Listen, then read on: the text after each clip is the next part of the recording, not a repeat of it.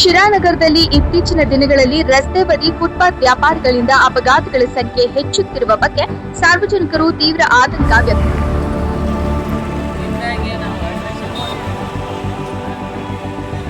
ಅನೇಕ ವ್ಯಾಪಾರಿಗಳು ರಸ್ತೆಯವರೆಗೂ ಅಂಗಡಿಗಳನ್ನು ವಿತರಿಸಿಕೊಂಡು ವ್ಯಾಪಾರ ನಡೆಸುತ್ತಿದ್ದರಿಂದ ಗ್ರಾಹಕರು ರಸ್ತೆಯಲ್ಲಿ ನಿಂತು ಖರೀದಿ ಮಾಡುತ್ತಿದ್ದ ಪರಿಣಾಮ ವಾಹನ ಸಂಚಾರಕ್ಕೆ ಅಡ್ಡಿಯಾಗುತ್ತಿತ್ತು.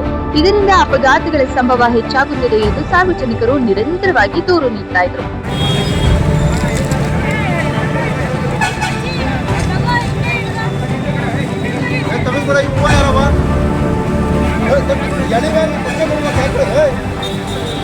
ಸಾರ್ವಜನಿಕರ ಆಕ್ರೋಶ ಹಾಗೂ ದೂರಿನ ಹಿನ್ನೆಲೆಯಲ್ಲಿ ಡಿವೈಎಸ್ಪಿ ಶೇಖರ್ ಅವರ ಮಾರ್ಗದರ್ಶನದಂತೆ ಪೊಲೀಸ್ ವೃತ್ತ ನಿರೀಕ್ಷಕ ಪ್ರವೀಣ್ ಕುಮಾರ್ ಅವರ ನೇತೃತ್ವದಲ್ಲಿ ಪೊಲೀಸ್ ಅಧಿಕಾರಿಗಳ ತಂಡ ಕಾರ್ಯಾಚರಣೆ ನಡೆಸಿತು.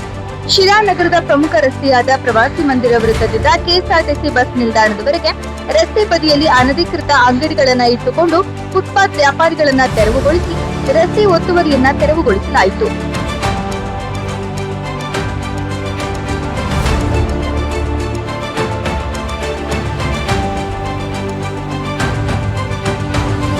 ಕಾರ್ಯಾಚರಣೆ ಬಳಿಕ ವಾಹನ ಸಂಚಾರ ಸುಗಮಗೊಂಡಿದ್ದು ಸಾರ್ವಜನಿಕರು ಪೊಲೀಸ್ ಇಲಾಖೆಯ ಕ್ರಮವನ್ನ ಸ್ವಾಗತಿಸಿ ಮೆಚ್ಚುಗೆ ವ್ಯಕ್ತಪಡಿಸಿದ್ದಾರೆ. ರಸ್ತೆ ಬದಿಯಲ್ಲಿ ಮತ್ತೆ ಅನಧಿಕೃತವಾಗಿ ವ್ಯಾಪಾರ ನಡೆಸದಂತೆ ಪೊಲೀಸರು ಕಟ್ಟುನಿಟ್ಟಿನ ಎಚ್ಚರಿಕೆ ನೀಡಿದ್ದು ನಿಯಮ ಉಲ್ಲಂಘಿಸಿದವರ ವಿರುದ್ಧ ಕಾನೂನು ಕ್ರಮ ಕೈಗೊಳ್ಳುವುದಾಗಿ ತಿಳಿಸಿದ್ದಾರೆ.